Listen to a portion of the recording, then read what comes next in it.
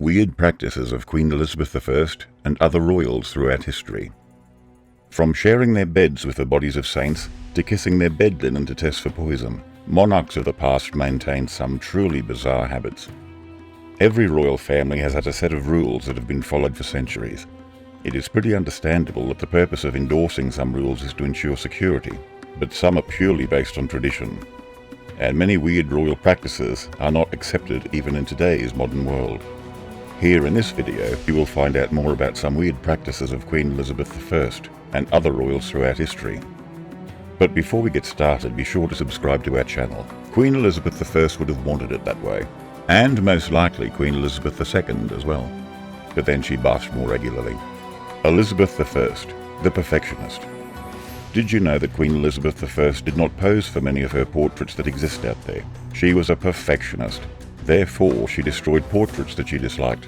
According to her Secretary of State, Robert Cecil, many painters have done portraits of the Queen, but none has sufficiently shown her looks or charms. Therefore, Her Majesty commands all manner of persons to stop doing portraits of her until a clever painter has finished one that all other painters can copy. Her Majesty, in the meantime, forbids the showing of any portraits that are ugly until they are improved. She was a tall, well-formed woman with the aura of a real queen.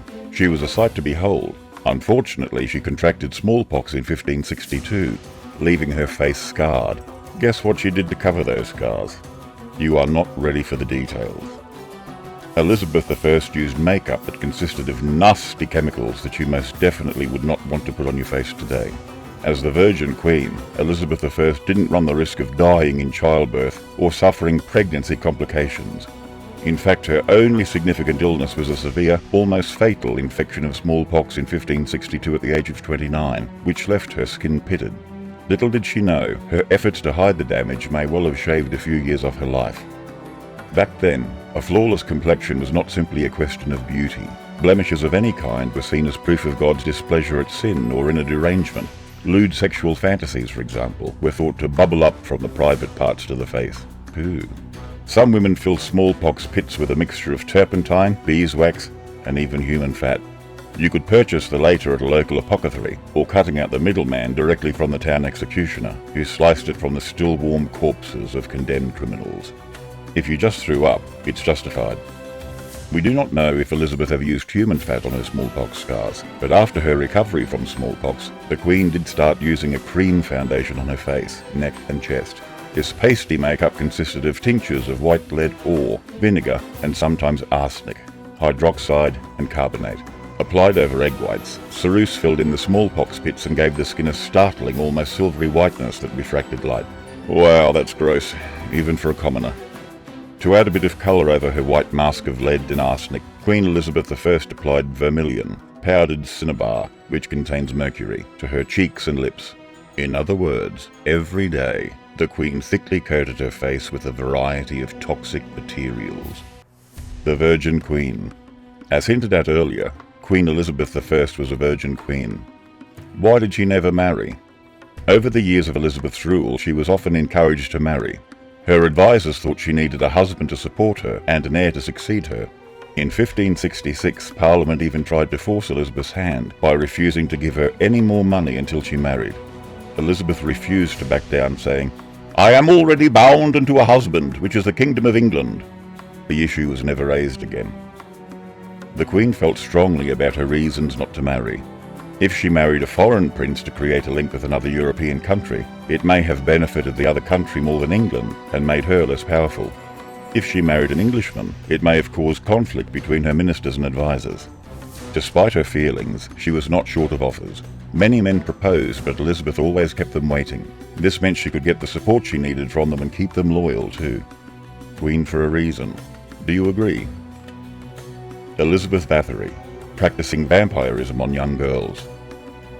Described as the most vicious female serial killer in all recorded history, Elizabeth Bathory was born into prominent Protestant nobility in Hungary. Her family controlled Transylvania, and her uncle, Stephen Bathory, was King of Poland.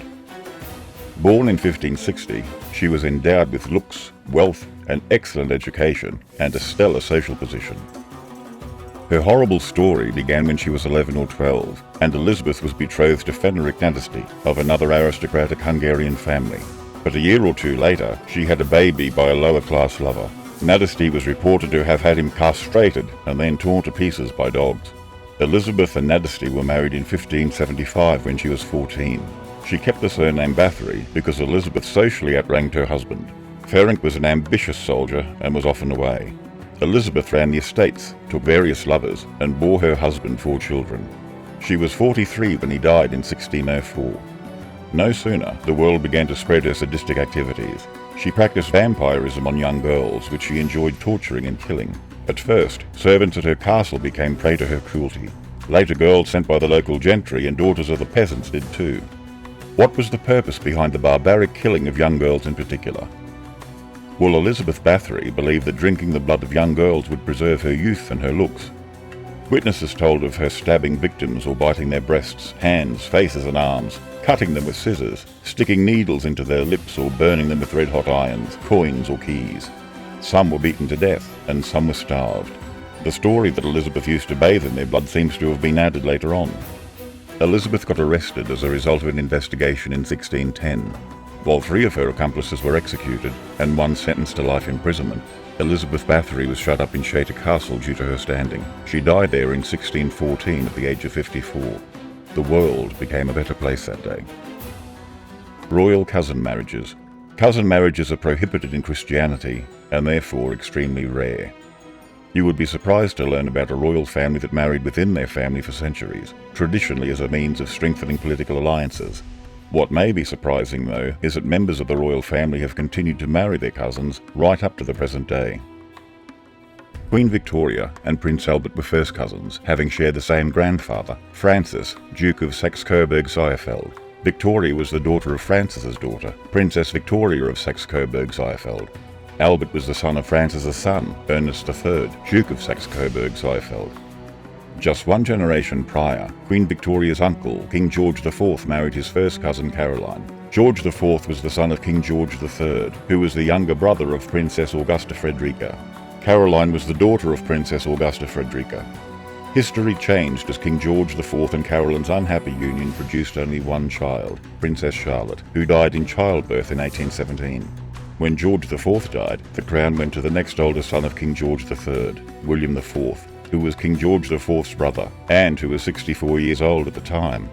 When King William IV died without legitimate children, the crown went to Victoria, the oldest living legitimate grandchild of King George III. Her father was King George III's son, the late Edward, Duke of Kent and Stratham. Next in line, King Edward VII and Queen Alexandra were third cousins.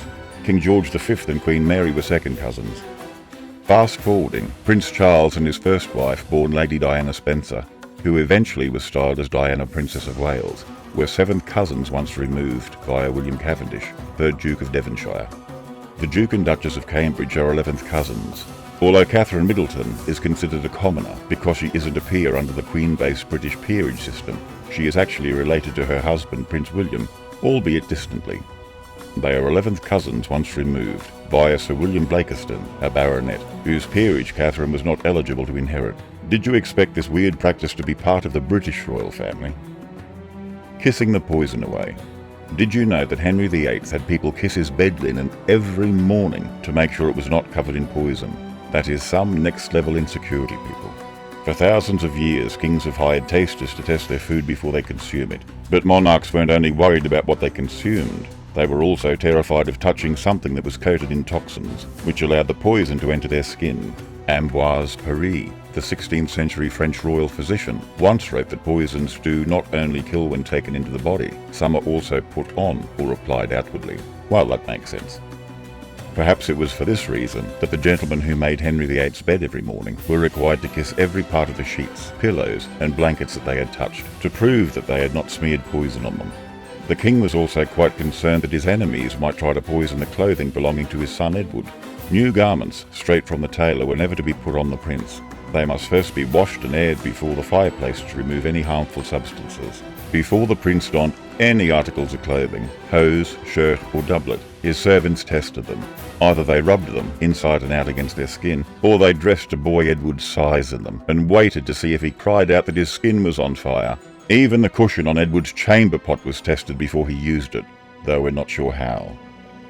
No bathing. Many monarchs rarely bathed, with some believing that washing was dangerous. Over time, physicians came to believe that washing was dangerous. So dangerous indeed that many people consulted their astrologers to find the most auspicious time to take a bath. In the late 15th century, Queen Isabella of Spain bragged that she had only bathed twice in her whole life. Queen Elizabeth I too reportedly bathed once a month, whether she needed it or not. Her successors, James VI and VII, bore a great aversion to water and reportedly never bathed. A court lady once complained that she and her friends got lousy, meaning infested with lice, by sitting in a councillor's chamber that James frequented. The king didn't even wash his hands before eating. At the dinner table, he only rubbed his fingers, ends slightly with the wet end of a napkin. Yeah. Sharing a bed with body parts of saints. A secret to a healthy life. The Spanish royal family shared their beds with the body parts of saints. Many historic medical treatments came with a hefty dose of religious ritual, prayer, fasting, confessing sins, and helping the poor. Seeing this, it was thought God would surely look kindly upon the sick person and generously offer a healing.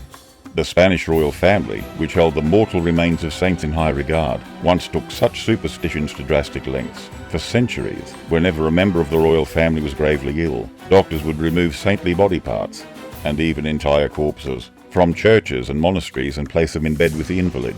We can only imagine a dainty young princess waking from a fever and turning her head to see a grinning skull lying next to her. Ugh! It turns out that being a member of the royal family is not as easy as it looks on TV. Read on for some of the weirdest rules the royals follow. Your non-royal life might start to look pretty good by comparison. Thanks for watching.